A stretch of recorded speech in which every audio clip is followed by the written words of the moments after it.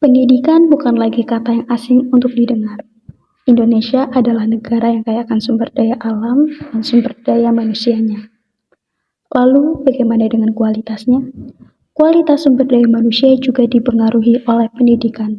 Sejatinya, pendidikan adalah wadah bagi kita untuk menuntut ilmu. Tapi selain itu, pendidikan juga membantu kita dalam pembentukan karakter.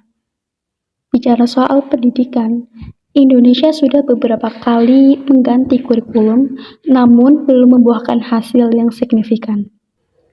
Dan saat ini, kurikulum yang ditetapkan oleh Menteri Pendidikan yaitu kurikulum Merdeka. Jika menurut saya pribadi, kurikulum Merdeka ini lebih efektif dibanding kurikulum sebelumnya. Karena kurikulum Merdeka lebih mengutamakan minat siswa, sehingga siswa tidak dituntut untuk menguasai seluruh mata pelajaran yang ada. Lalu, apakah dengan begitu pendidikan Indonesia bisa dikatakan maju? Jawabannya belum tentu. Banyak faktor yang mempengaruhi untuk majunya suatu pendidikan. Dalam pendidikan itu sendiri, bukan hanya peran guru yang dibutuhkan, tetapi peran peserta didik, peran orang tua, peran pemerintah, bahkan peran lingkungan sekitar juga turut terlibat. Karena keterkaitan antara yang satu dengan yang lain itu memiliki dampak. Yang pertama adalah guru. Kuantitas dan kualitasnya harus seimbang. Dalam mendidik, perlu sikap yang harus jadi teladan. Mengikuti zaman yang penuh dengan perkembangan, menginovasi kegiatan belajar agar tidak terkesan membosankan. Tapi malah terkadang, kualitas guru yang sudah memenuhi standar harus mengalami sikap kurang mengenakan. Tentunya dari murid-murid yang nakal ataupun kesejahteraan yang masih kurang. Yang kedua, peserta didik. Background setiap siswa-siswi memang berbeda.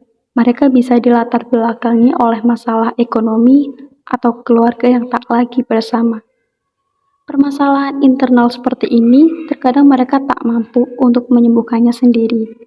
Sehingga dalam proses belajar mengajar, otak yang seharusnya terisi malah fokus dalam kesedihan sepanjang hari.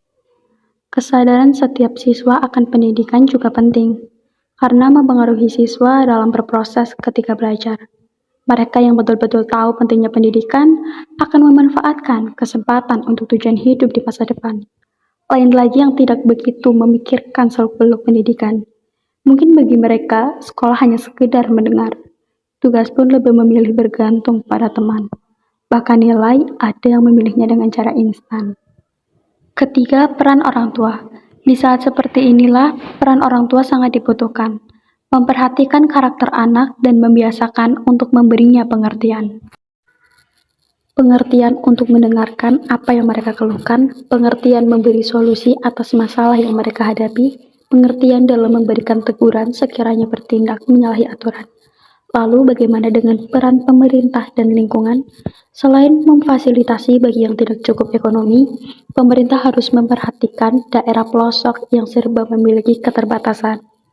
Di sini perlu upaya pemerintah untuk mencukupi apa yang menjadi keluhan dan kebutuhan siswa-siswi maupun tenaga pengajar. Dan terakhir, lingkungan sekitar juga menjadi salah satu peran yang dibutuhkan. Ketika lingkungan bersih, kegiatan belajar akan berlangsung lebih nyaman. Tentunya bisa meningkatkan fokus siswa dan siswi dalam memahami materi. Seandainya jadi Menteri Pendidikan, dalam menghadapi permasalahan-permasalahan tersebut, langkah awal yang perlu ditetapkan adalah mengetahui apa yang menjadi kebutuhan tenaga pengajar. Karena tenaga pengajar di sini adalah faktor yang paling utama dalam menunjang pendidikan. Lalu, meminta kepada seluruh orang tua agar mengoptimalkan perannya dalam memperhatikan mental dan kepribadian anak. Karena hal inilah menjadi celah awal bagaimana terbentuknya karakter seseorang. Untuk masalah di daerah pelosok,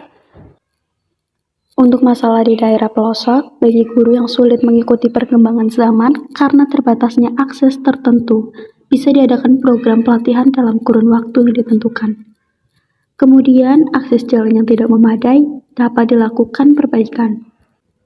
Dengan harapan, mengatasi permasalahan-permasalahan terkecil bisa memberikan dampak yang besar. Tentunya dengan melahirkan generasi muda yang benar-benar merdeka dalam mencapai cita-cita.